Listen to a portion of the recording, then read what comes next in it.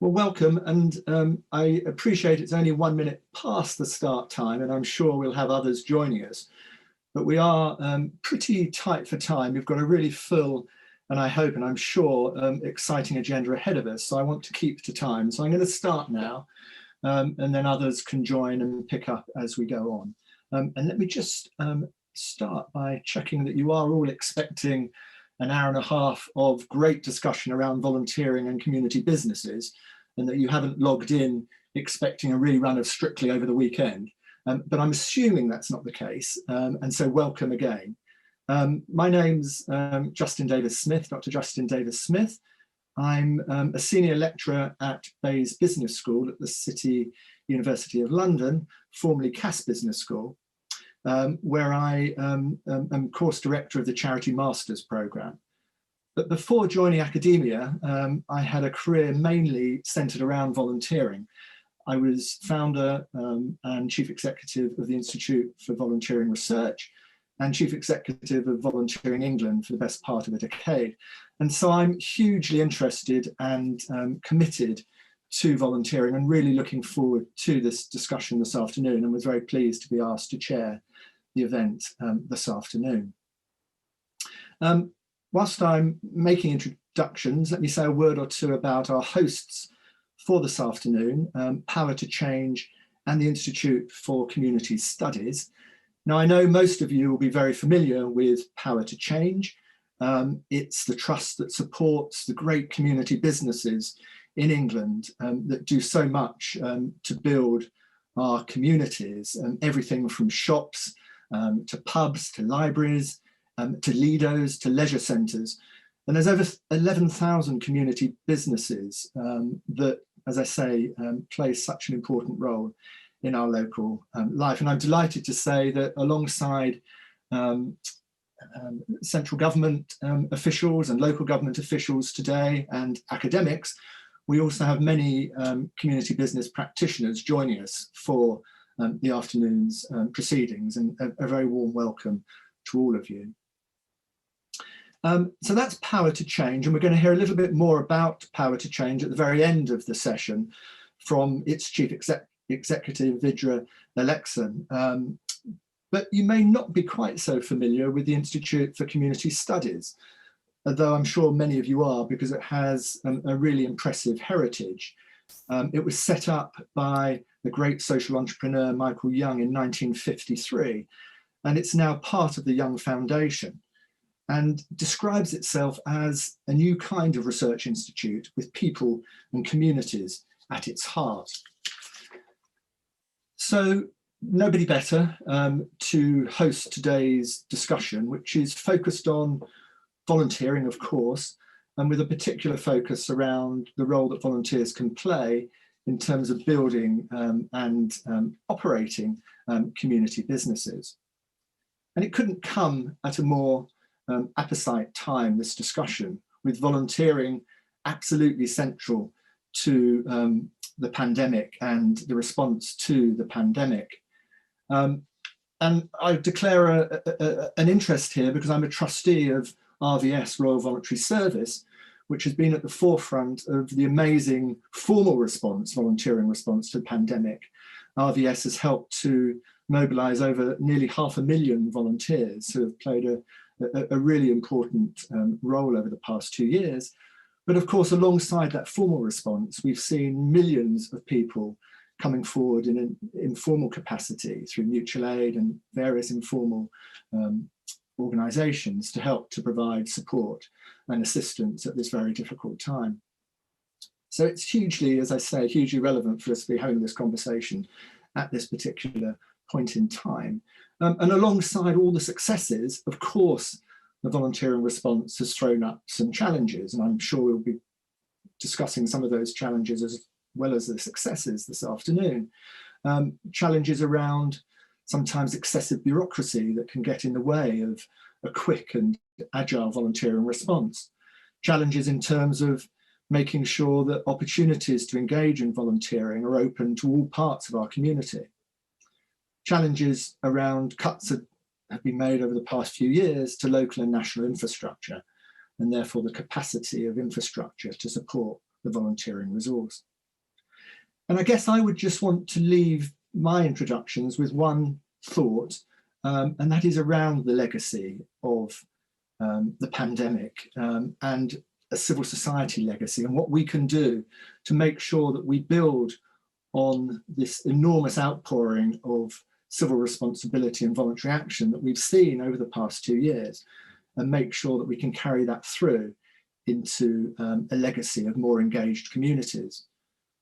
And I guess the closest analogy I can think of, and if I go back to my time at Volunteering England, where we played a major role in terms of helping the organisers of the London Olympic and Paralympic Games in 2012 build that volunteering programme. You'll remember, if you cast your mind back to the games makers and the fact that volunteering for that glorious summer was front page on many newspapers. And we really managed to build a spirit and encouragement and engagement and excitement around volunteering. But unfortunately, despite the efforts of ourselves and many others, we weren't able to secure the legacy that we wanted. And so my challenge to all of us is to think both this afternoon, but also afterwards within our own organisations, is to how we can build that legacy that has come through from this terrible experience we've had over the past 2 years, and to deliver this legacy of community engagement, more community engagement into the future. Anyway, that's enough from me as an introduction. As I say, we've got a packed agenda this afternoon, but we will try and ensure, well, I will try and ensure as chair, that we keep to time, which means that there will be time for you, the audience, to ask questions. So please do make use of the Q&A facility, ask a question, upvote for your support for other questions that have been posed, and I will try and make sure that we have time for at least 2 or 3 questions after each of the sessions to hear from you about your thoughts, which of course is the whole point of this afternoon's proceedings. So here's the running order. We're going to start with hearing from 3 research teams who were commissioned by Power to Change over the last 18 months to look at different aspects of volunteering in community business. Then we're going to move to a panel discussion with 4 experts and leaders in the field, and we've asked them to reflect on the implications of the research for policy and practice. And then finally, as I've already said, we're going to hear from the Chief Executive of Power to Change, Vidra Alexson, who's going to offer her own reflections on what she's heard and how that's going to influence her work and the work of Power to Change moving forward. And at each stage, as I say, we're going to leave time for questions from the audience. So firstly then, let me introduce, please, the first of our research presentations. And this comes from the Centre for Regional Economic and Social Research at Sheffield Hallam University and the Third Sector Research Centre at Birmingham University. And I'm really pleased to introduce both John Dean and Angela Ellis-Payne, who are going to have 5 minutes to talk about their research. So over to you, John and Angela. Thank you very much, Justin, and hello everyone. Thanks for that very warm introduction. We were tasked by Power to Change to investigate volunteering in community business, meaning, practice and management, particularly how is volunteering understood and enacted in community businesses, and the implications of that inaction for the experiences of volunteers and the outcomes and implications that volunteers have. Angela, next slide, please. We haven't got time to go through the entirety of the research, and I've in fact only got 2 minutes. So we want to focus on just a couple of main findings. The first is that across the 8 case study organisations we worked with, community businesses see volunteering, we thought, in about 3 ways. As a resource, which enables their capacity to get things done, as part of the organisation's ethos and values, which volunteers enable them to engage with their community, and be mutually rooted in the same space, if you will, and also as a source of legitimacy. Volunteers help a community business connect with service users and the wider community, and sort of show that the community business was serious about the community element as well as the business element. Some other things that we picked out were about diversity. There were some of our case study organisations that were worried about a lack of racial and ethnic diversity among their volunteers, but more so age came up as a big barrier. We know that young people aren't as engaged in lots of formal volunteering opportunities as older people, and that was something that was a problem, particularly in terms of what we call super volunteers. These are volunteers giving over 10 hours a week, and several of our case studies had these super volunteers who were often retired professionals who were throwing their all into their work. But this led to problems of burnout of volunteers, a lack of succession planning among the trustee board, and that seems to us a key problem, I think, that Power to Change will need to perhaps look for and offer some support in the future. That's all from me. I'm going to pass over to Angela. Brilliant, thank you, John. So I guess the conclusion we reached in our research is that volunteering can both help realise the community side of community businesses, and then when we look at the business side of community businesses, volunteering can also help realise the business side. But in turn, that business side of community businesses can both enable and constrain volunteering within that space. So we found that the space for volunteering in community businesses is shaped by a number of different factors. So the ways in which individual community businesses are funded or regulated can make a difference to whether volunteering can thrive within those environments. The purposes, values and ethos of individual community businesses can make a difference to whether volunteering can thrive or not within them. And then the relative roles and responsibilities and relationships between different stakeholders within the organisation. So the balance between paid staff and volunteers, for example, between the trustee volunteers and the frontline volunteers, the balance between those different stakeholders can make a difference. And also so can change within organisations, particularly that change between how much emphasis is placed on kind of business and kind of making money almost within community businesses, and the balance between the kind of community side. And that can, the change in that balance between different faces of community businesses can make a difference to how much space there is for volunteering within them.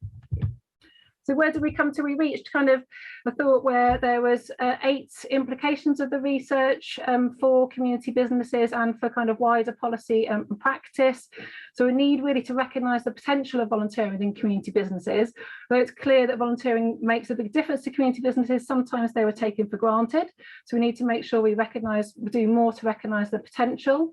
We need to invest more time, support and resource into help realising that potential, and particularly, as John said, to diversifying the volunteer base. We need to ask not just why individuals volunteer within community businesses, but why community businesses involve volunteers. If we understand much more about the motivations of community businesses as well as about the motivations of individuals, we can help ensure kind of coherence between those sets of motivations and tailor approaches accordingly. I think there's a need to think about how we distribute leadership across community businesses to ensure that everyone gets a say within how they're run. And kind of following on from that, particularly to take care of volunteers and to share responsibility to avoid burnout, particularly amongst that group that John identified of these super volunteers, who are sometimes the kind of founders or the leaders of community businesses that put an awful lot of themselves, their own time, their own energies into that, but that can kind of come with some risks. So we need to make sure that we're all taking a kind of collective responsibility within community businesses for those people. And further in that, there's a need to kind of look for balance in terms of responsibility, autonomy and power when engaging volunteers. Some want more, some want less. How can we make sure that that kind of balance of responsibility, power and autonomy kind of sits right across different groups of volunteers within community businesses? Then there's a need to think about how we enable pathways of participation through community businesses as different people move across their different roles that they might have within a community businesses. As they move, for example, from being volunteers to paid staff, service users, it's not always in one direction. So how can we think about those different pathways that people might take through community businesses? And then finally, something about acknowledging the risk that volunteering is seen narrowly. It becomes seen as something which is primarily about a financial contribution to community businesses. We wanted to raise our own kind of provocation, if you like, in terms of, we talk about risk of grant dependency amongst charities. Is there a risk of volunteer dependency amongst some organisations? And what does that mean? Are there different ways to view that question? So that's kind of where we want to end. We're not going to spend time talking to you about what the research involved, but here it is. You can ask questions at the end if you want to know more about what we actually did. But thank you very much, Justin. Back over to you. Thank you both. Excellent, really good start, and thank you for keeping to time. Can I just remind you all, please, that are listening in, to put a question in the Q&A using the button, and crucially to vote for other people's questions so we can get them, they move to the top, and then we can pick up the most important questions. Thank you, John and Angela. So the second presenter is John Higton from CFE Research. John, very nice to have you here, and over to you for your 5 minutes as well, please. It's very nice to be here. Thank you very much for inviting me. So yes, I'm going to chat a little bit about the various roles of volunteers as expressed by the businesses themselves and volunteers too. I'm assuming you can see that my slide is there. I'm hoping you can see the build.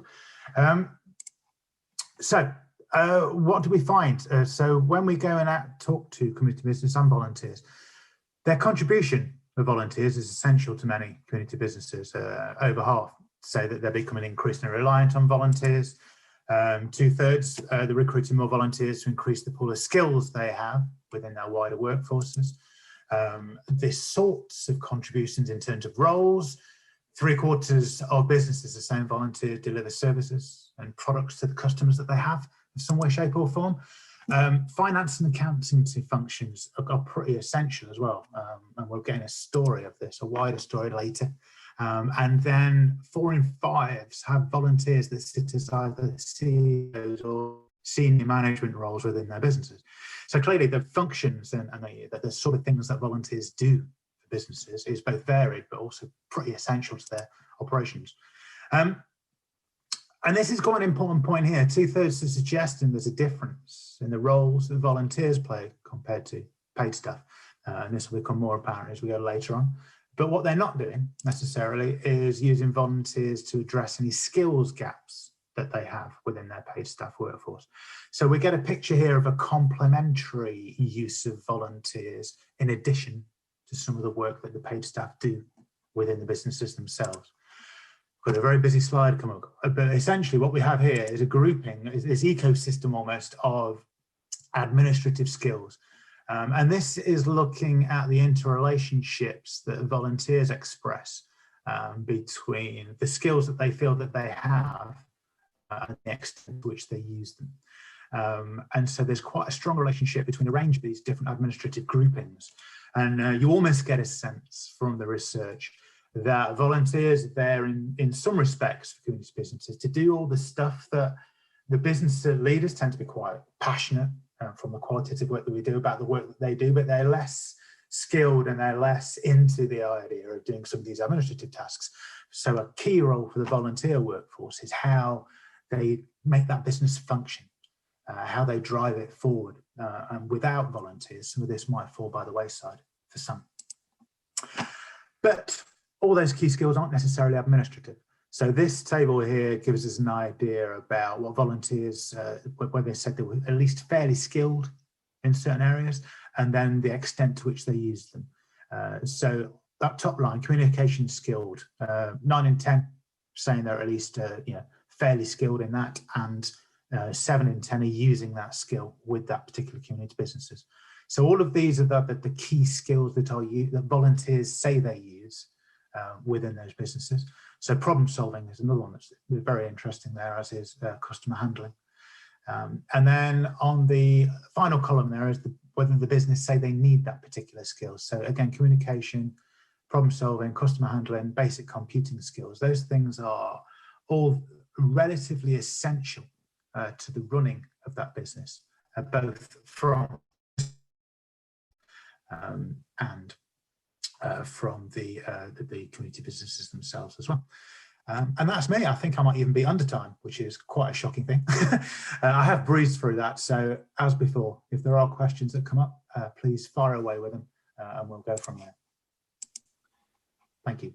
John, many thanks indeed. Yes, thanks for keeping to time, but again, some great points that hopefully will generate a good conversation. Thank you, John. And thirdly, if I could ask Alice Thornton, hi Alice, from Renaissance to say a few words, please, about her research. Hello, thank you very much. It's great to be here. I should say I was formerly head of learning at Renacy. I've actually now left. So I left shortly before we finished this piece of research. So I've invited my colleagues, Wasim Meghji, who's still at Renacy, and Sarah Thirlwald, this research in partnership with us. So they're here today as well. So apologies if I'm rusty on any of the details, but they'll be here to help answer questions too. So in terms of context to our piece of research. So Renacy and MyCake have been jointly evaluating Power to Change's Community Business Fund since about 2017. And there's sort of two key areas of focus for that evaluation. We've been looking at how the funding impacts the community businesses that have received these quite substantial investments and what they're able to do with them. And we've also been looking at the impact that these community businesses have on communities and the people involved in them, including volunteers. But what we weren't able to look in detail at through this evaluation work but became increasingly obvious to us was quite a major impact, is the impact that these volunteers are having on the businesses.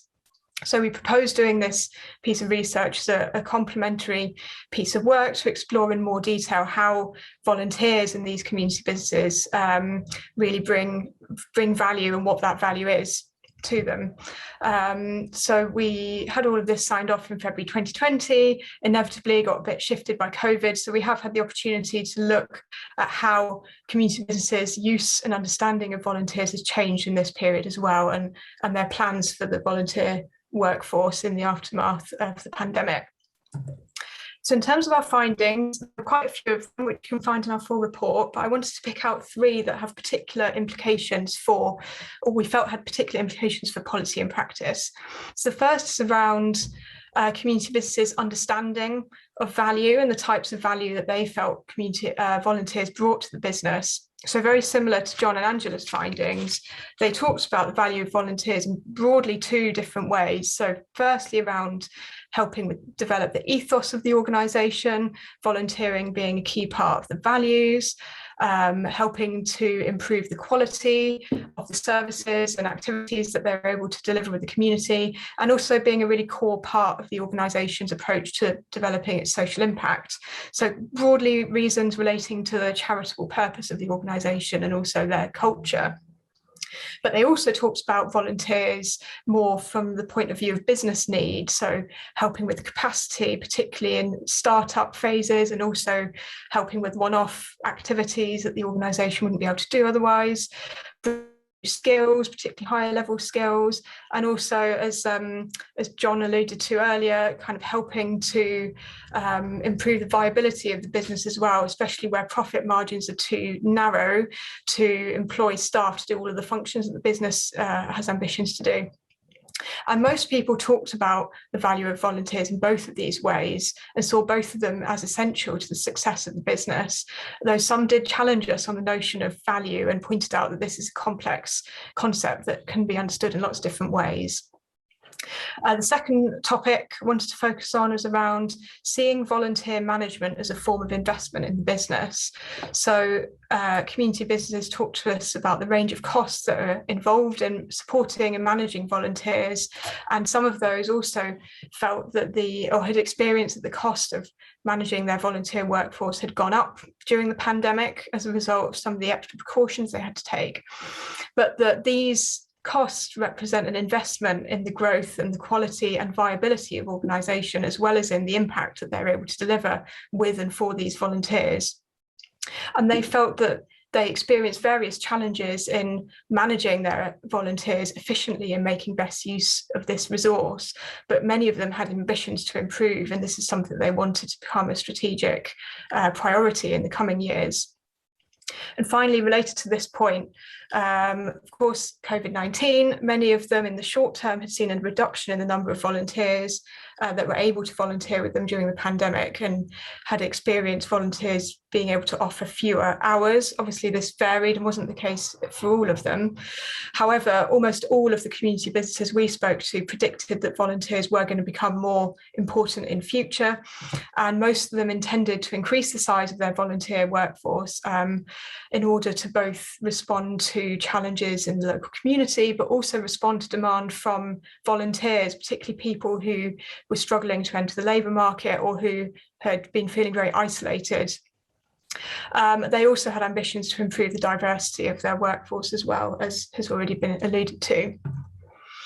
So, and we felt that this raises three kind of key issues for policy and practice.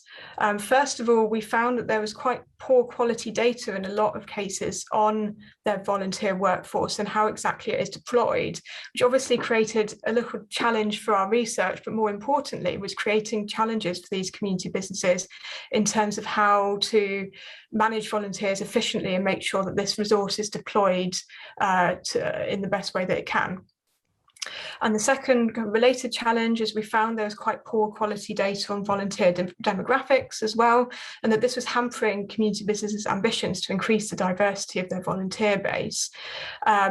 We also found it was quite small sample size, quite tentative finding, but there seemed to be that community businesses in more diverse areas seem to be slightly less likely to actually collect data on volunteer demographics and report it.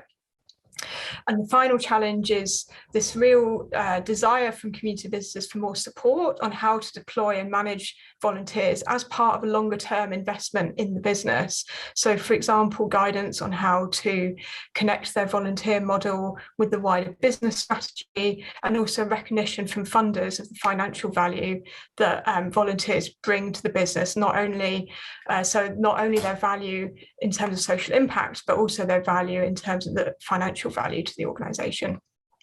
And I've left you there with a quote from our conclusions in the top right corner, which is a bit of a call to action to funders and policymakers in the room as well. So I'll hand back to Justin. Lovely, Alice. Thank you very much indeed. Again, some really interesting points, and thank you also for keeping to time. If I could ask all of the presenters now to come back on screen, please, whilst we take a couple of questions. That'd be really helpful. Thank you. And we've got three questions. If you could answer relatively concisely, please, then we can make sure that we get an answer to each of the three questions. The first one, I think, is probably beamed at your presentation, John Higton, but it may be that others have got comments on this as well.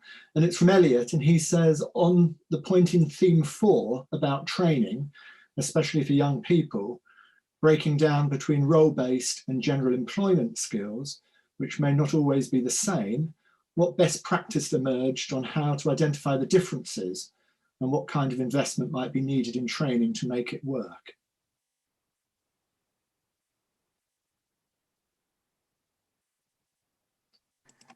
I think that might have been Sheffield's rather than mine, but the role-based general employment skills, I think that the point about that would be that one of the things that came out from our research certainly would be looking at skills and thinking which particular skills were of most use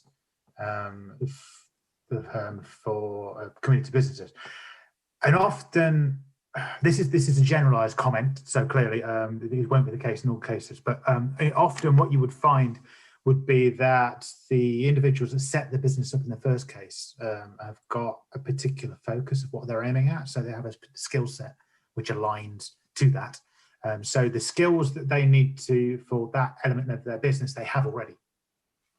The general employment skills would be those to do with customer handling, to do with communication, to do with how you manage customers and how you internally talk amongst yourselves as part of the business. And this is a hypothetical as opposed to anything from the evidence, but what I would suggest from that is that some of the selection that you would have in the first place for those individuals coming into the business, part of it would be, are they personable? Can I put these people in front of our customers, and would they do a good job being able to do that? And so I certainly through some of the qualitative work we've done, some of the businesses offer, they'll say, well, come in for like half a day or something, see how you do.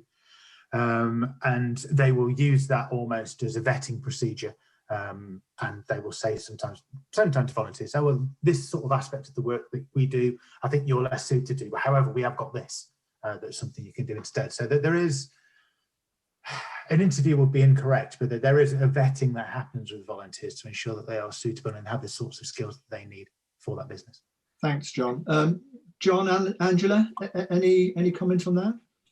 Just a very short one, that in some of our cases, when the community business was founded or taken over as a community asset, most of the volunteering was very much centered on let's do what is needed to build up this asset. And then in one case, which was a community library, they started recruiting more widely and got younger people who were there and wanted to go on to librarianship or various things. So you see a difference in the motivations of volunteers, but I think rarely was the volunteer management within the community business actually doing that professional development for people. They weren't doing that work. And I suppose that's related to the size of the organisation, the extent to which they were managing the pathways of their volunteers versus just focusing on them doing the specific role that was needed to be done.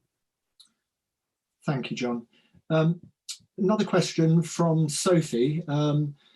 Is there a real difference between community business volunteers and other volunteers? Great question. And Sarah, welcome to the panel as well. Who would like to kick off with this one? Alice, Sarah?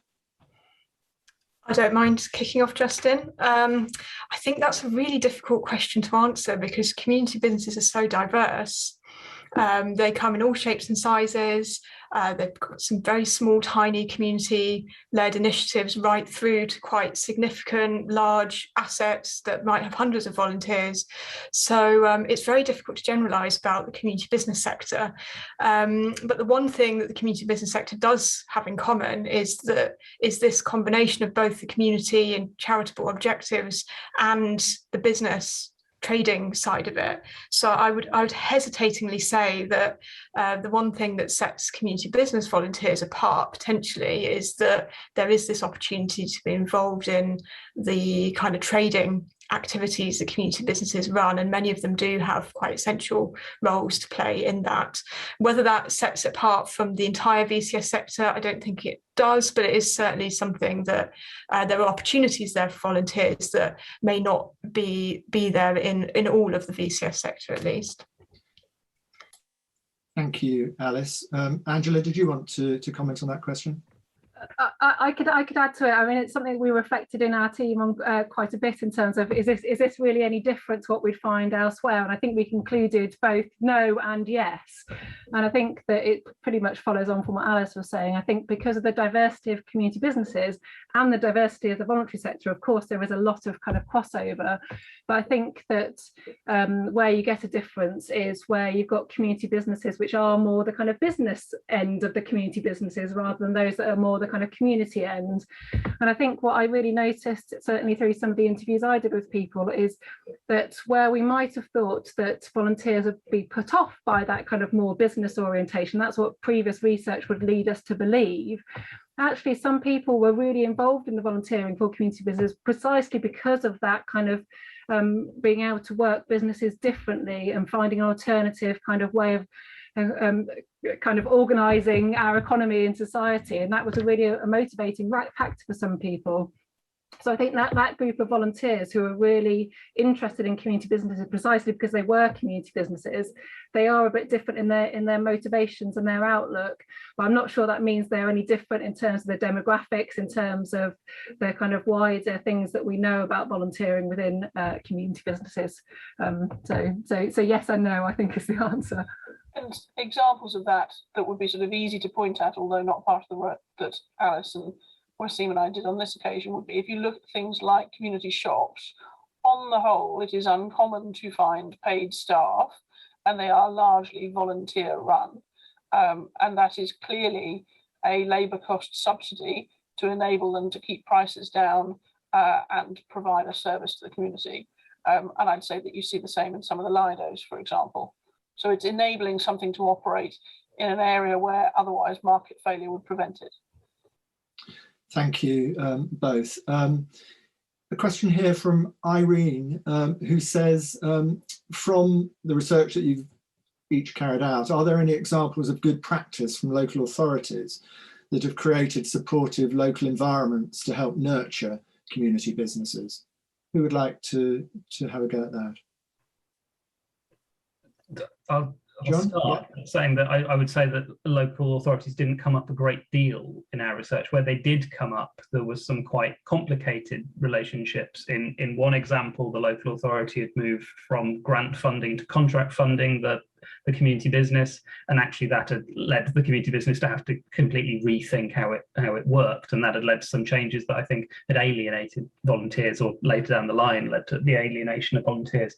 In another example, the local authority gave the community business a grant and said, we haven't got any time to help you, we haven't got any time really to look after you in any way, you've just got to get on with it. So it was very much, it was sort of a perfect gift, if you will, but then no follow-on support and very little sort of management of that grant and spending in any way. So I think looking at the time frame we were studying, a lot of local government seemed so stretched that there wasn't a lot of opportunity for building good relations and good practice all the time. Angela? Just a very quick, I mean, so largely, as John said, it wasn't a focus of our research, but one thing I did think was interesting, we haven't really pursued, but I'm interested to kind of look more, is that actually quite a lot of the kind of trustee groups or committees, however they were formulated to run the community business, were local councillors. So I actually think that link between local authority, the lower tier local authorities often, I think, and community business is really interesting. And I think probably other types of voluntary organisations is interesting to explore further in terms of those volunteers who are local councillors and who sit on boards of organisations like that. I think that's a really interesting area that I'm not aware of much research on. We'll be interested to explore more, I think. Lovely, thank you. We've only got 3 minutes left. I'm sorry that we're having to rush through these discussions because they're really rich, but I do need to keep to time. And there's one question that's come up in the chat that I do just want to put to the panel. We will come back to you guys. We will come back to it and put it to the panelists a bit later as well, because it is a really important question. But I'd like just to ask it of you first. And the question is from Claude, and it's how do we plan collectively, I think, to ensure that BAME groups are not overlooked in this discussion? So who would like to have, we've only got a couple of minutes, I'm afraid, and we will carry on with this discussion, but who would like to have the first go at that?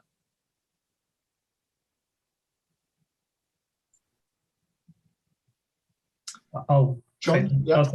Just to say that obviously this is a huge problem that the wider voluntary sector is dealing with, and having to go through this lack of diversity problem. Again, in our case studies, because they were from a lot of different cities and a lot of different places across England, then actually that problem of BAME groups not being represented was less of a problem in our research. But when we did find that the more experienced professionals who had retired and suddenly wanted to help run a local community business, ensuring that people, BAME groups are more likely to suffer disadvantage and less likely to have the cultural capital or be respected in the same way socially, to enable you to set up these organizations and be able to lead them. So I suppose, again, it's a problem of the wider sector having to give more support, more targeted support, that positive discrimination, in order to make sure that community business doesn't become entrenched in richer, whiter, rural communities. Thank you, John. Anybody else want to say anything on that particular question? Angela? I could add a little bit. I think, yeah, building on what John said, I think to me, some of it goes back to what we were saying in our presentation in terms of quite often a lot of the volunteering is just kind of taken for granted in community businesses. People are getting on doing what they're doing. When they come to recruit new volunteers, they're going and asking the person that they know within their community, and working through kind of established recruitment channels which are very informal. And I think that in order to begin to address some of the different kind of inclusion agendas, diversity, needs to diversify volunteer base, there's a need to kind of move beyond that, kind of asking people that you know already to kind of get involved and think about how to break down some of the the barriers to involvement that kind of exist much more broadly. I think it's all just requires more thought, attention, and probably kind of resource in different ways than is generally given to volunteering in those settings. Great, thank you. I am going to ask one more question, so we are going to overrun by a minute or two, but this is another really important question, I think. But just really quick observations, if you will. It's a question around, as we know, volunteering doesn't come for free. And during your research, collectively again, how well do you think community businesses understand this, and how do they fund their investment in their volunteers? Really good question from Claire. Who would like to have a very quick stab at that? Alice, thank you. Happy to. In short, I think community businesses understand this very well, but they often find that their sources of funding don't. And so they can find it quite difficult to fund those investments because it's difficult to either seek grant funding for the kind of infrastructure positions that are needed in order to manage those volunteers well, or to be able to generate enough funding from other activities in the business to be able to have enough to make the level of investments that they feel they need, particularly for kind of longer term investments in developing areas of the business. So it is a real challenge. I think there is that understanding there, but how to move from that to actually having more sustainable volunteering models is a challenge that they face. Lovely, thank you. I think we're going to have to move on. Thank you all very much indeed for your presentations. Some fantastic research there that I'm certainly going to go back and have a look at it in more detail. Thank you for sticking to time. Thank you for your answers to the questions. And now, if I may ask the panelists, please, to join me, then we can move to the next part of the afternoon's proceedings. And thank you all for your questions. Sorry, we're not going to have a chance to answer them all, but they're all very rich, and I'm sure there'll be a way in which we can capture them in the chat afterwards. This is being recorded, which I think means also that the chat is probably being recorded. And I would hope that the organisers can pick up on the questions and we can feed them back in a note, which would be really, really helpful. So please do keep the questions coming in, and you'll have another chance in a moment to ask the questions of our panelists. So let me introduce the speakers for the next session, and thank you all very much indeed for joining this afternoon.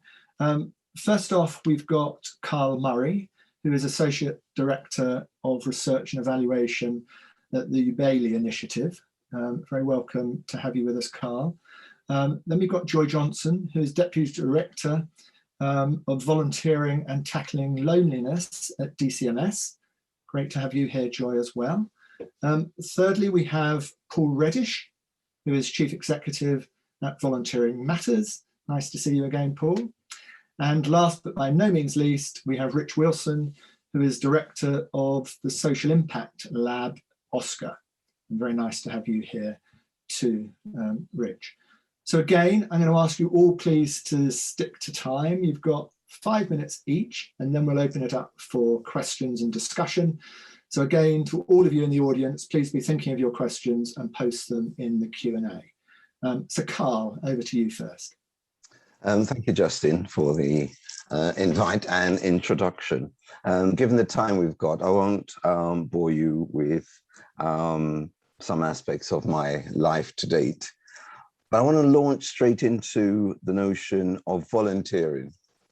And what is volunteering? And I think we're seeing a shift from volunteering as something we perhaps saw as an intrinsic activity and pastime to something that's moving more towards what I would call an extrinsic and means to an ends sort of continuum. And I think in some ways, the notion of doing something because I think it's the right thing to do, and I've got time to do it, and I've got the capacity to do it, and therefore give over my time, or based on something around, say, a local activism, something needs to be done because of either injustices or what have you. And so we get cracking and get on with it. And then we find at the other end, as we morph and as we morph into society generally, and as we morph generally and develop generally, there are other means to volunteering. And what I think we're finding is that at another end is there are what I would call the extrinsic value and benefits. And I think the research pulled out some of that. And I think what we're also now seeing, especially with the younger generation, is that they're looking at it more in terms of what's in it for me by volunteering. And just a few snippets of some of the things over the last couple of years in particular, where I've been working with youngsters and trying to encourage youngsters to get involved in volunteering. Some of the comments you're hearing is about their busy lifestyle. And a lot of the opportunities are either in the evenings or weekends, and those are the time they need for them. And so they don't have the time. Then there are those who see it as an quote unquote slave labor. It's unpaid. I'm doing all this work. I don't get paid. So what am I going to do? And then there are those who actually say it's what old people do. Now, across that spectrum, and I read in the thought piece when you talk about themes around demographics, there was the question, or rather the raising of the question of the profile of volunteers. And I think for a lot of the youngsters that I've encountered, those are some of the things that for them sort of made them think twice about it. However, you have those who think around things like university and opportunities like the Duke of Edinburgh Award schemes and the likes. And they see an opportunity where they could add to their portfolio and add to their skill set when they go off. So it's more than just that. Now, one of the things I've noticed over the last 5-6 years or so, doing some work in America and working with the high school system there, where they have, as part of their learning or graduation, is some form of recognition of community volunteering time. I forgot if it's about 12 hours or so in over a 2-year period they've got to accumulate. But they don't graduate unless they've got that community involvement award or certification or sign-off, which is actually quite interesting. So when we talk about custom and practice and policy, there may be something in the volunteer passport agenda that might actually have something linked to higher education and also to maybe let's call it GCSE at year 11. But I think there's some other issues that the research threw up for me is working with micro and small organizations in particular, and I'll end here, is that for a lot of this micro and small organizations, they struggle with financial support, and therefore they struggle to support volunteers in terms of both training and also in terms of things like recruitment of volunteers. So they struggle quite a lot. And I think an potential answer could be about a stronger base of funding for these small organizations. There's a move away from short-term 6 months, which we had to do over the pandemic, but certainly 1 year overall, which tends to be a standard. Anything moving between 3 and 5 years, I think, is good and stable to enable those small organizations to support volunteers. I'm going to end there and allow somebody else to say it, and I'll take any questions during the Q&A. Great stuff. Thank you, Carl. Really helpful comments. Joy, over to you, please. Thanks, Justin. So yes, my name's Joy Johnston. I'm the Deputy Director for Volunteering and Tackling Loneliness at DCMS. So thank you so much for the invitation to be here today and for the opportunity to hear a bit more about the reports firsthand. And Carl, those are some really interesting reflections as well, and I look forward to discussing those issues further. So we were talking earlier about the fact that these findings might be similar throughout the voluntary and community sector. And I want to recognise that there are obviously distinctives for community businesses. Certainly the findings do align with what we're seeing across the volunteering sector, highlighting the incredible value of volunteers, but also some of the issues that we face around diversity and inclusion in particular, and navigating the long-term impacts, both positive and negative, of COVID-19. So I wanted to give you a bit of a view from the Civil Society and Youth Directorate where I'm based. Obviously, we're just waiting for the final outcomes of reshuffle. We've had a lot of change in DCMS, so we are in a period of flux at the moment, and we're also, as you'll be aware, awaiting the outcome of a spending review as well. So I'm not able right now to set out a completely clear strategic direction, but I do want to just set out some of the things that we're thinking about within our team and how we're keen to kind of work together with you and others across the sector towards better, more connected and more cohesive communities. So I just wanted to mention a few things that we're working on. Firstly, thinking about the legacy of COVID-19. Obviously, we're not through it yet, but we have seen during the past 18 months a huge outpouring of support.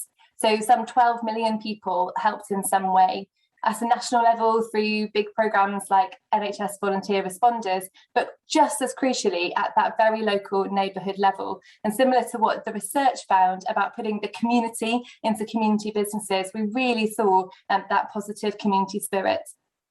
So given that the various parts of the VCSE sector and volunteers of all shapes and sizes demonstrated their value 10 times over, how do we now, together as government and as sector, most efficiently and effectively build on that response?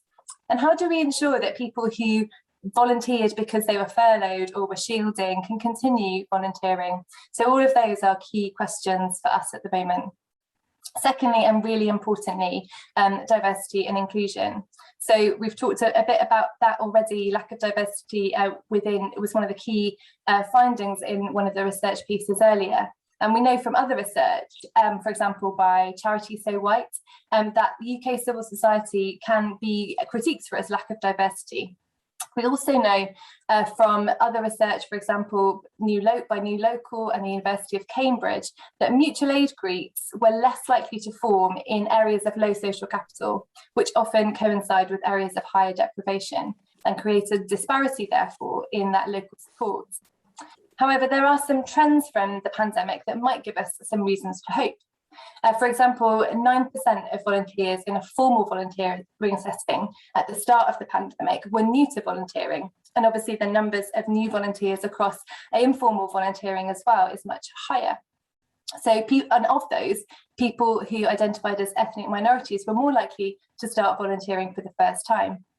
In addition, these more flexible volunteering opportunities, for example, those offered by mutual aid groups or NHS volunteer responders, saw more working age people volunteer. So a key question for us at the moment is, how do we enable a wider range of people to volunteer on a more regular basis? And finally, levelling up. As you'll have picked up from the Prime Minister and all of the appointments coming out of the reshuffle in the last few days, levelling up is the top issue for this government. And so levelling up is about achieving better social and economic outcomes for local communities and places. And there's no doubt that volunteers and the VCSE sector, including community businesses, can play a key part in this. So we've got an opportunity now to see how we can build on past programmes and things that have happened before, but also grow the evidence base around the important role that the VCSE sector plays in levelling up. I just wanted to also briefly mention our Volunteer Futures Fund. We're using the admittedly relatively small amount of money that we have to support initiatives that help overcome barriers to volunteering, and looking particularly at digital, flexible and micro volunteering opportunities, and particularly with a focus on addressing barriers for youth and those struggling with loneliness. So we're currently at the stage of seeking match funding for the youth and communities element of that fund, and the advert is live at the moment on gov.uk. But our role in government is not only or perhaps primarily about funding. We are keen to continue working with you and others to support the development of this really important evidence base and find some practical solutions to make sure that volunteers continue to play their vital role in community businesses and more broadly in communities. Thank you. Thank you very much, Joy. Paul. Thanks, Justin. And thank you, Joy, for a couple of things that I would have said, which means I can free back a bit of time, so that's good. So I am the Chief Exec of Volunteer Matters, but I guess more interestingly from this point of view, I was founder and chair, and to use a term, super volunteer of a community business in Edinburgh for best part of 10 years before I gave it up pre the pandemic, where we went from starting a community facility from scratch to now having 600 or 700 volunteers. So this is a topic I know intimately on the ground, as well as volunteering more broadly in a national context in my role. Couple of reflections on the research. The first thing I would say is you could sub out community business, put in community sport, put in the voluntary sector. These are the same challenges and the same opportunities that are playing out everywhere. That, you know, what you're seeing here is not unique to community businesses that come through on these reports. And therefore, I just want to focus on what I think that means, because, you know, equally, if you look at the research that was being produced 10 years ago in some of these instances, it was saying some of the same things. So clearly, you know, we're talking about the same challenges, but they're still there and we're not necessarily addressing them. And that brings me on to the key question, which is, well, what is it that we're doing or not doing, and what do we need to do differently in order to unlock some of these challenges that we continue to talk about? And I'm going to cover a couple of those in this 3 or 4 minutes that I've got. I could talk about many things on the report, but I think I was going to focus on 1 or 2, just given the time. So if I talk in particular about diversity of volunteers, both in terms of age, race and other demographics, you know, it's something I hear a lot about. You know, we've got lots of older volunteers. How do we get younger volunteers? They don't want to give up the same amount of time. You know, they come and they go. They're really flighty. They don't want to volunteer, all of these things. Well, the research shows the opposite. Young people are the most engaged group of all age groups in civil causes, and the research has shown that for a decade. So the issue is how we unlock that, not that they're not motivated. We actually founded a social enterprise called Get the Gen, which was starting to talk through the intergenerational differences and how they are creating barriers to young people being able to access opportunities. So I'm not sure it's the motivation. I think it's often how we've done things, and that not being able to adapt to young people's expectations today. And I would say, as part of that, it's really important that we don't mix up benefits with motivations. People talk a lot about you know, developing skill sets, putting things on CVs, but actually the motivations for most groups, and that includes young people, are much simpler than that in volunteering. From a starting negative standpoint, sometimes they're lonely, sometimes they're just bored. From a positive standpoint, they're looking for enjoyment or fulfillment or connectivity to other people. And these are the sort of foundations of, you know, why people enter into volunteering contracts. They're looking for something, whether that be to, you know, to be more socially connected because they're isolated, or just to enjoy life a little more and the things that are around them, as well as the cause that they're interested in.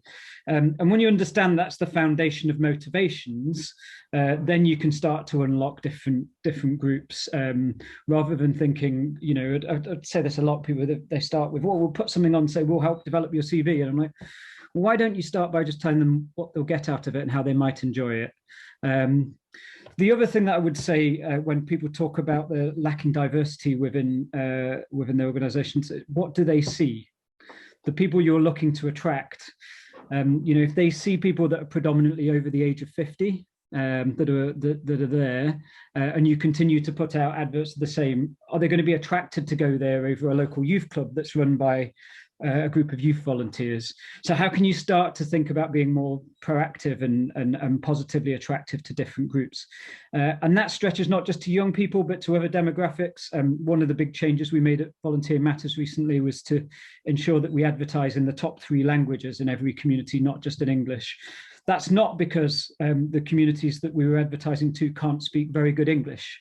They can, but the feedback that we got was just in the art of advertising Arabic. It showed that we were interested in them and them being part of our community and our project.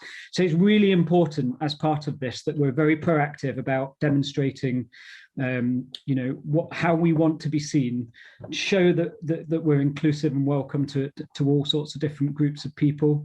And secondly, to ensure that we're switched into real motivations, you know, that there are people out there that are looking for social connections. They're looking for enjoyment and fulfillment. The social contract with volunteers is very different from paid members of staff.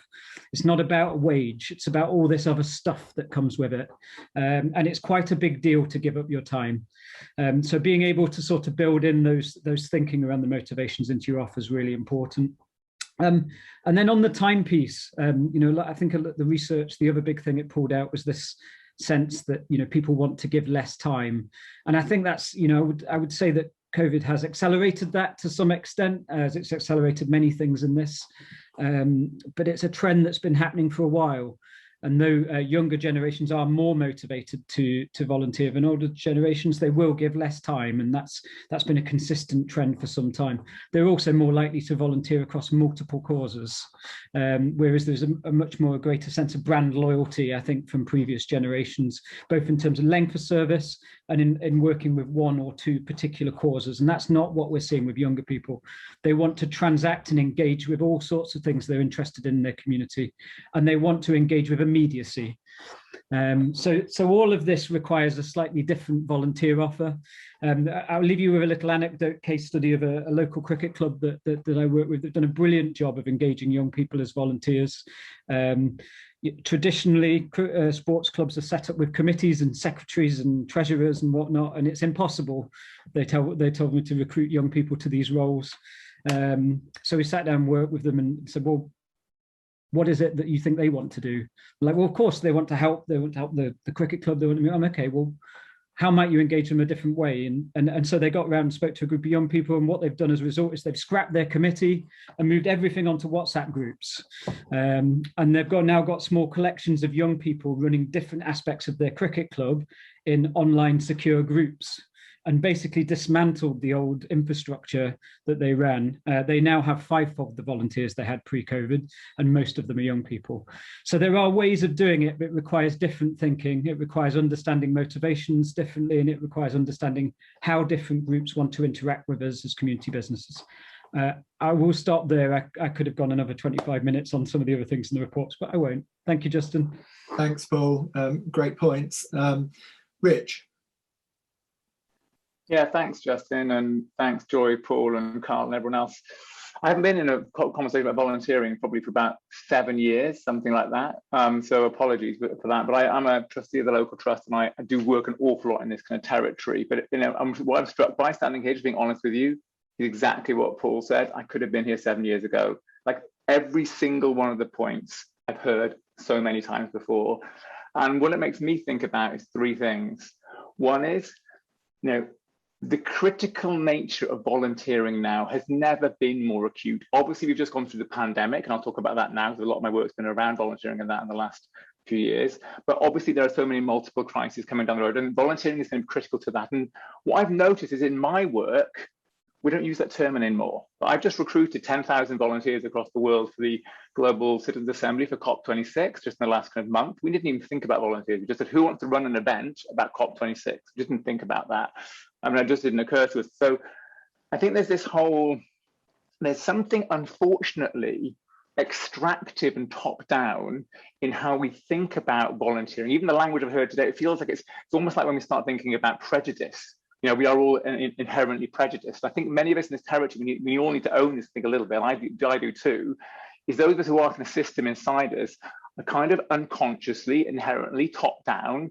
I don't know if Paul would agree with me, but I was kind of nodding constantly when I was hearing Paul speaking. And I just chatted in the chat as I was speaking. I helped set up this organization over the last 4 years called Good Help, which is all about organizations who really support the conditions for people to take control of their own lives. It's all about aligning program with motivation. It's not about offering benefits. It's not about that. It's about deeply understanding the conditions that people have in their lives and aligning things through that. And I think one of the presenters spoke about how they were saying how they hadn't seen much kind of flex or opportunity coming from local authorities. This is not my experience. My experiences, of course, are very limited. But my experiences is through the pandemic, so many boroughs and local authorities have completely opened themselves up. They've had to ditch hierarchy to bring people in to kind of meet with the pandemic. Of course, there's been a particular set of conditions around the urgency of the pandemic and the fact that people have wanted to help, which are unique kind of conditions that we've kind of faced so far. But there are so many local authorities across the UK who have opened up themselves to that opportunity and brought many, many people in.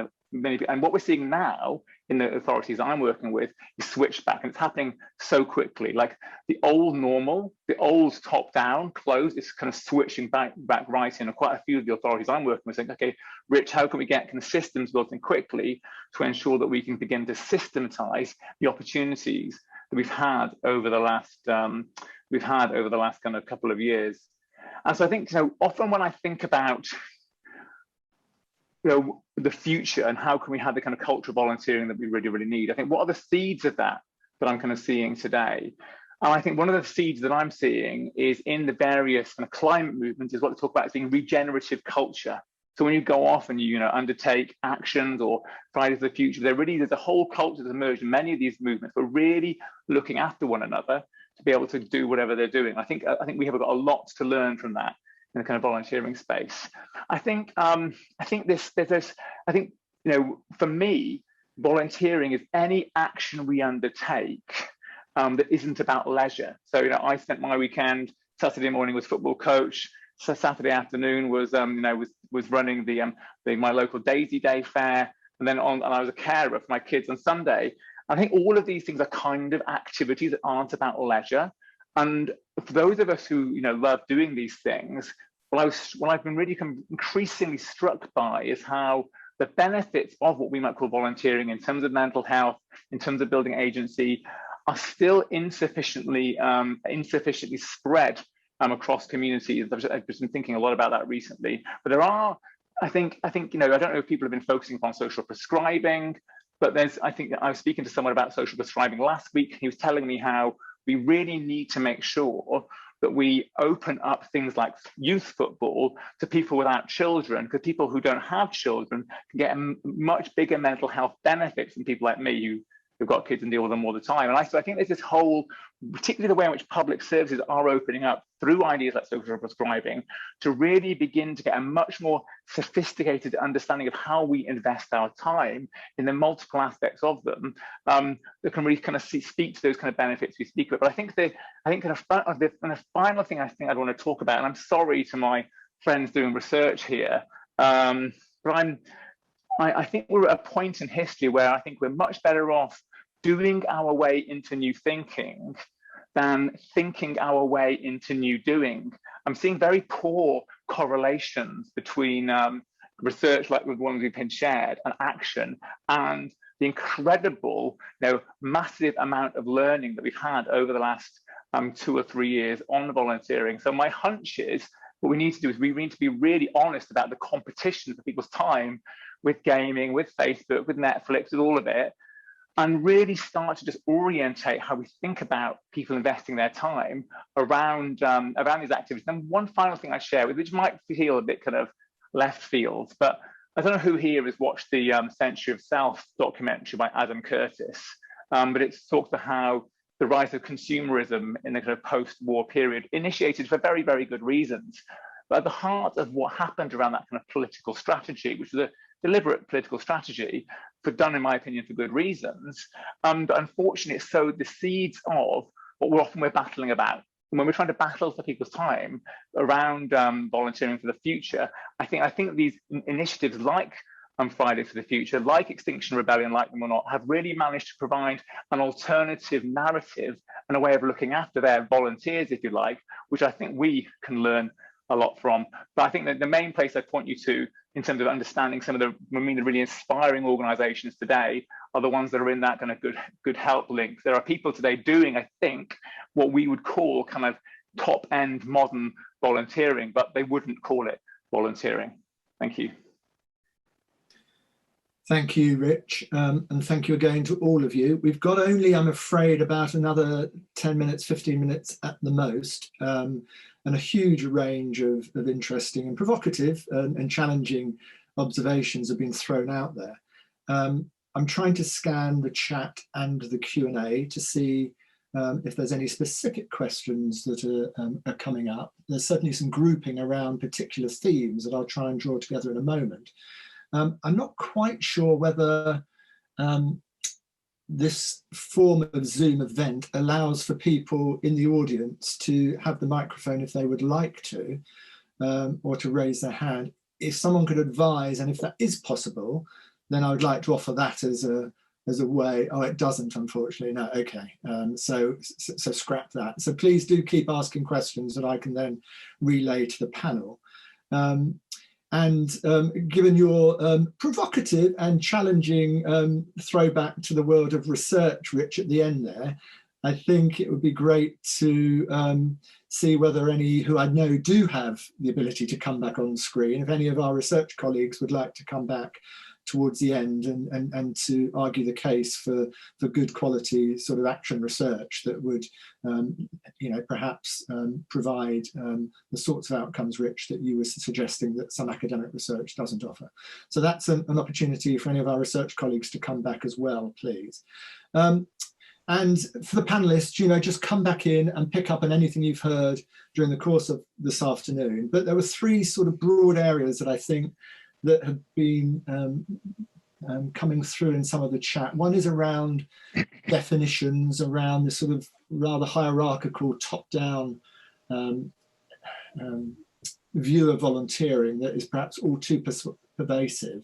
And I think there's something really interesting there about, and it ties in with the other important debate that's going on in chat and that we've been having this afternoon around diversity and the need for greater diversity. And I think the two, to some extent, are intertwined because, as several people are saying in the chat, many diverse communities are hugely rich in voluntary action and community engagement, but perhaps it hasn't been formally counted or seen as volunteering in the past, which I think does a disservice both to those communities, but also perhaps when we're coming to think about funding and when we're coming to think about policy initiatives, if we're not careful, those sorts of informal engagements tend to get missed off the agenda. So I think there's something about definitions that ties in with diversity, and of course diversity is much more than just definitions that we might want to come back to. And then there's some questions in the chat around the investment needed in order to make sure that we can really capitalize on voluntary action, both formal and informal. Questions around the need to be able to pay expenses, perhaps contribute towards employing volunteer coordinators where they can make a difference, connecting back to some of the local infrastructure like volunteer centres and the work that they can do in order to help community initiatives thrive. So anybody want to come back on the panel on any of those points, or indeed anything else that takes your fancy? Please come in. And Paul, I think you had your hand up. Yeah, thanks, Justin. On this sort of formal, informal point, hierarchical, top down, bottom, it comes up a lot. I guess just for me, it's an and, not an or. The formality and structure is important in some constructs.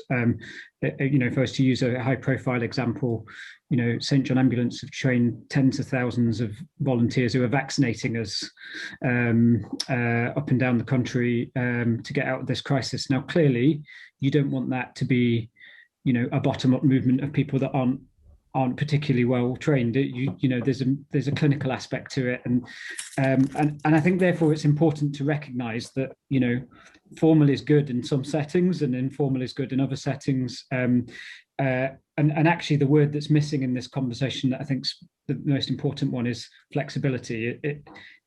It's understanding why people want to engage on what terms, and how that can work for you and for that individual. And that's less about formal and informal and more about thinking about how you're putting artificial barriers, how there's formality where there doesn't need to be formality. Perhaps there's you're asking people for a minimum commitment of X hours and Z days. Perhaps you're being prescriptive about aspects that aren't clinical, for example, and don't need to be. So I think the more we can sort of understand people, why their motivations, how they're willing to give their time, and then adapt that within the formality we need, that's at the heart of it. But for me, it's not the formal, informal, top-down, bottom-up piece. It's a much more sort of mutual contract that happens between individuals and organizations, an understanding of on what terms they want to engage and how that can be facilitated. And that can all be done with formality. And I think that's an important point, rather than saying it has to be one or the other. Thanks, Paul. Sarah from My Cake, and then Carl, please. Hi, thanks for that. So as a reflection back to the panel, and the answer to this might be no, to what extent do you think we need better data on volunteering? So we've had lots of case studies and lots of examples of great success, but what I haven't heard, and I don't think it exists, is we've got this many thousand volunteers contributing this much time, and in the context of the scale of activities in the third sector, it's it adds X, or indeed it generates this in wellbeing.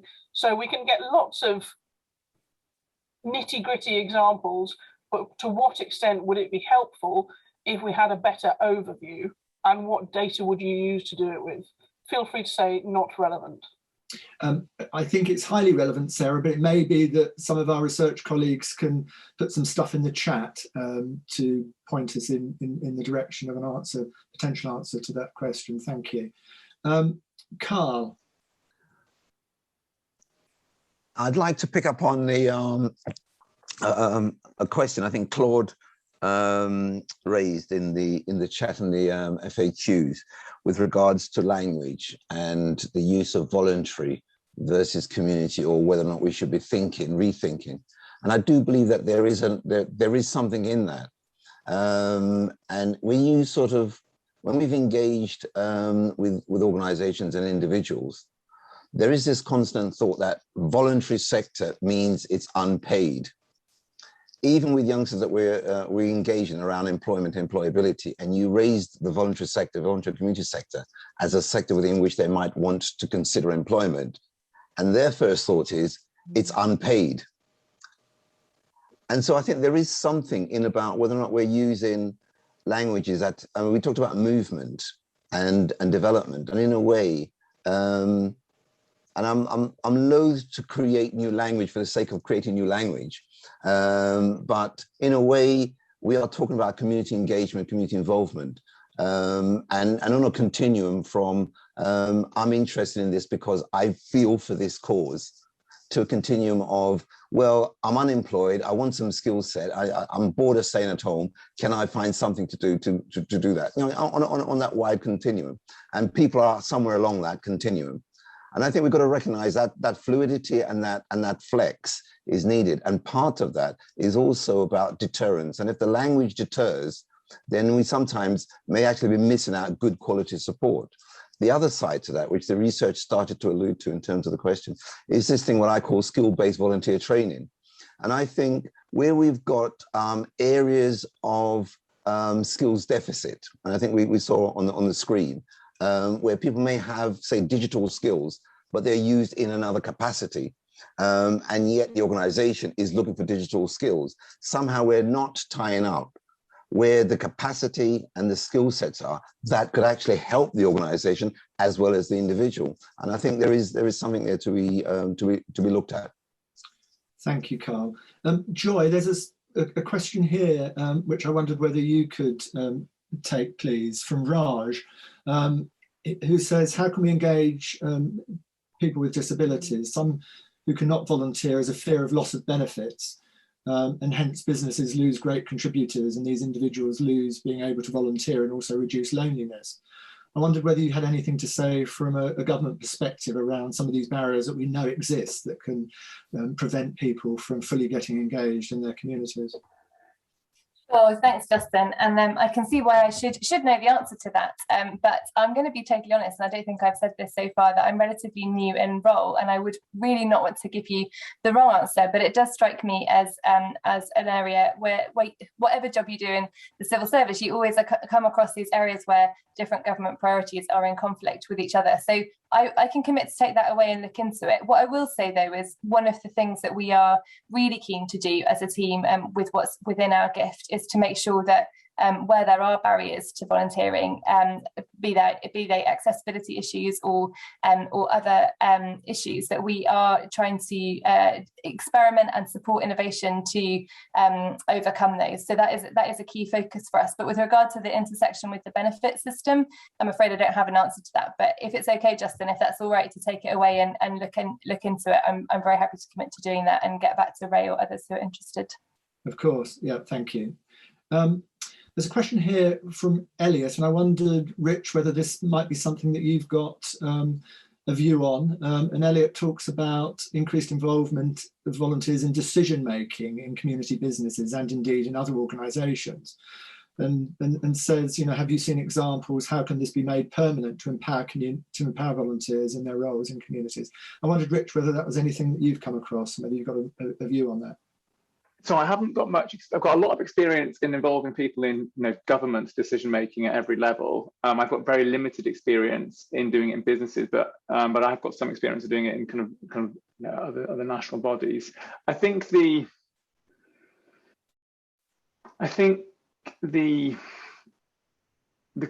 key reflection from a kind of community business perspective, I think, is so I've spent a lot of the last few years, building what you call these kind of distributed organizational structures. So basically giving people as much accountability as possible, including the volunteers themselves, over their role, so that they have got an explicit authority to be able to take action on whatever it might be. And I'm so sure many of us in this kind of space have come across all the kind of Bjork's all kind of stuff, which made a lot of kind of headlines 4 or 5 years ago in our territory. And if you haven't come across it, it's all about devolving authority to the lowest possible level and having really distributed information and decision-making structures, whereby you even make like the budget open, etc., to everyone, including volunteers, so that they can share the strategic choices that need to be made. So you don't get that kind of parent-child kind of complaining, but you also get the sort of, you have explicit budgets allocated, including to volunteers. It might be small budgets, might just be like £30, but you can actually do something with that. I'm increasingly convinced that this is a really, if you're able to kind of migrate into that kind of structure from a volunteering base, it's a really, really good idea. But the key thing to be aware of, it's not an easy thing to do, it's a difficult thing to do. Particularly, it's very, very hard to shift from a traditional top-down structure into a distributed one, because there are all kinds of cultural shifts, and you usually get a loss of, say, 25–30% of staff doing that. But I have been involved with doing that in quite a few national charities now. So yeah, so I think that's the kind of thing that I get particularly interested in from that perspective. I think this whole citizens' assembly thing is just going to grow. I think it's just completely inevitable, both locally and nationally, because of the incredibly difficult challenges we're going to have to make, decisions we're going to have to make on so many different issues with limited budgets, etc. I think politicians are going to continue to want to have those more structured conversations with citizens about that. But I think the future of these, so how we've done these things over the last kind of 15 years, they tend to be small numbers of people. I think the future, so for example, the one we're doing at the moment, COP, is anyone can run a meeting anywhere. So literally, if any of you want to run a meeting in your community, you can run one. It will have a very structured learning process, and you will contribute at the COP in Glasgow. I think these ways of really opening up decision-making processes in ways whereby, and I think that the frame that I'm finding most useful for my work everywhere now is the whole kind of parent-child versus adult-adult. So this isn't about moving to kind of top down or bottom up. It's about moving into a partnership which recognizes, so for example, in COVID, it is very clear, that there are decisions that we have to make: social distancing, wearing masks, etc. There are restrictions we can put in place, but fundamentally we have got a locus of control of ourselves as individuals and communities. And when you look at the climate crisis and other multiple crises we're going to face, it's very, very similar. And so I think what in many ways the whole citizens' assembly movement is about, it's about coming up with a proxy for working out how can we make that shift from parent-child to kind of adult-adult. And you can see definite ways that that's going to be important for community businesses who are of a sufficient scale to be able to invest in that. Thanks, Rich. Right, we're coming to the end, but I'm going to give everybody on the panel, each of you, please, no more than 30 seconds for a final thought. You may want to take it back to the challenge that I started us with around a legacy. How can we make sure that we really retain this spirit of engagement that we've seen over the past 2 years? 30 seconds on that or any other point that you're interested in. And then I'm going to pass over to Vidra, who we're going to hear from to wrap up from Power to Change perspective. So Carl, you first, please, if I may. I think for me, the question is about how do you promote the benefit of engagement and involvement in what is seen to be in a voluntary capacity. And I think that's the challenge, is promoting the benefits of so doing, more so than saying you must do it. Perfect, thank you. Joy? For me, I think I'm struck by the challenge of, we've been here before, and obviously as someone relatively new to this space, that's not what I'm aware of. So I'm thinking, how do we, especially with the kind of levelling up agenda, and we haven't been the first administration to try to tackle those issues, how do we make it different this time? How do we genuinely devolve power to communities, and how do we kind of make sure that we learn from what has and hasn't worked in the past, but also what's working really well now, and there's lots of evidence of that as well. So that's what I'm taking away. Thank you, Joy. Paul? I would just reflect on the people's motivations being at the heart of the offer, and ensuring that if you take one thing away from this research and the fact it hasn't changed over the last 7 years, then the common factor must mean that we need to change something about our approach. And the good starting point for that would be to start conversations with groups that are not volunteering with us, and start to understand a little bit more around what would motivate them to come and get involved in the communities that you work alongside. And I would encourage that to be the first starting point of anybody exploring any of the issues in this report. Thank you, Paul. And Rich? It's obvious, but I just think listening really, really, really hard on both sides of the membrane between institutions of volunteering. And I think in terms of the levelling up piece, Joy, I mean, the really key thing we could do, and I've been quite involved with quite a lot of these initiatives over the past kind of 15 years, really focusing upon people's life circumstances. We can't do what we did in the big society and just expect people to step up. That was a massive fail. And I was involved in some of those discussions, so I can hold my hand up. And really that Good Help project was a response to that fail. How do we understand people's life circumstances and start from there, as opposed to opening up stuff, government, whatever it might be, which doesn't really tune into the reality of how people's lives really, really are. Fantastic. Thank you all. Some really helpful and insightful thoughts. Really grateful for your time. Now I'm going to ask Vidra. Very nice to have you here as well. And I think you're just going to make some final, have some final reflections on the research and how it might inform Power to Change moving forward. Yes, thanks very much, Justin, and thanks for the opportunity to listen in to the discussion, and thanks to all of you who've taken part and provided such food for thought. I was very struck by many things that were said, but I think some of the things that I really will kind of take away are the issues around language that have been raised, the extent to which we should be talking about community rather than volunteering, some of the issues raised there. I think Paul raised it, and others have echoed the issue around motivation rather than benefits, and actually how do we really tap into people's motivations, which is quite different from telling them they're going to build skills on their CV, which I felt was really important. And I think some of the stuff that Rich was talking about in terms of opening up decision making, so volunteering also giving you greater responsibility, more of a say, and shifting sort of to more distributed networks in how we think about some of this was also very interesting. And I think something I've been thinking about a lot recently is time. Time features across the board on this whole agenda, and how do we make volunteering more flexible, more adaptable to the demands of people's everyday lives, and to the demands particularly of the kinds of groups that this research has highlighted are less well reached at the moment by volunteering and community business. I think for me, the research overall shows the value of research to the day-to-day running of Power to Change. So one of the things that really comes across is one, how critical volunteers are to the business model of community business, both in terms of the local rootedness, but also the actual sustainability of the business model. But also some of the areas where we need to improve things in terms of being able to reach younger people, being able to reach more diverse communities and draw them into volunteering and into the community business sort of model more generally. And I think for us at Power to Change, research has always sat at the heart of the organisation. We made a big commitment when we were first established to build an evidence base around community business in order to be able to evidence more of what we say.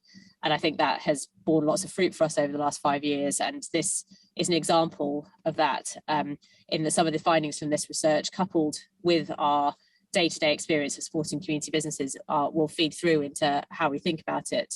And I think the most important area for me, and one that I'm pleased sort of chimes with our new strategy, is this issue around needing to reach new and diverse audiences. So the research is very clear on that, and it's sort of more than coincidence, I think, that a key element of our new strategy, which we launched a few months ago, really has a big focus on how community businesses can be part of the way in which all communities create social change and reach into some of those communities that currently feel excluded from community business, don't see the model as something for them. And this goes beyond just volunteering to the very nature of community business. I think earlier on in the session, somebody talked about needing to shift from this being seen as something for more affluent, more rural communities to something in which can be embraced by everyone. So that's really encouraging from my perspective, having just launched the new strategy. So we really want, as part of the new strategy, for Power to Change to become a catalyst for the whole community sector, creating ideas, evidence and examples to make a case for others, be that government, other funders, corporates, to back community business. So we've got 3 objectives for the new strategy. The first, which we've just really focused on in this discussion, is around opening up to more diverse, to be a more diverse and equitable sector, really conscious that the leadership of the sector is aging, the volunteer force is aging. We need to do more on that front. Building more resilient community businesses and putting community businesses at the heart of a fairer economy. So that's what we'll be working on over the next 5 years. And the discussion today is kind of critical part of that first objective around a more diverse and equitable sector. I just want to come back to close on the importance of research for us. So I said it's been very much at the heart of what we've thought about since the beginning. And it's one of the reasons why we invested initially in the Institute for Community Studies, who've hosted this event in partnership with us. So the Institute was created a few years ago, and we were sort of around the table at that point. And this year we went a step further and have built a strategic partnership with the Institute and have transferred the evidence base that we've accumulated over the last 6 years to the Institute of Community Studies to really be a repository for evidence on community business, and to integrate that evidence with the wide and much more vast evidence base around communities and community-led action, and the extent to which community-driven change can be a force for good in society. So I'm excited that this is the first joint event as part of that strategic partnership. And I know, I'm looking forward to the work that we'll continue to do together and embedding community business within that broader family of community-led approaches that ICS is building and driving forward. So thank you to all of you for the chance to listen in. I'd encourage any of you who want to access the Power to Change evidence base to contact Richard Harries, the Associate Director at ICS, who can help you access that data. And back to you, Justin. Thank you. Thank you very much, Vidya. A really helpful way to close. So we are now finishing. Thank you again to all our speakers, to our research participants. Thank you for your presentations earlier this afternoon, and for the great research that you've carried out. Thank you to our panelists. Thank you to Vidya for those closing remarks. Thank you to the people that have made this happen, Richard, Sana, Alice, I'm sure there's others as well, and thank you to all of you.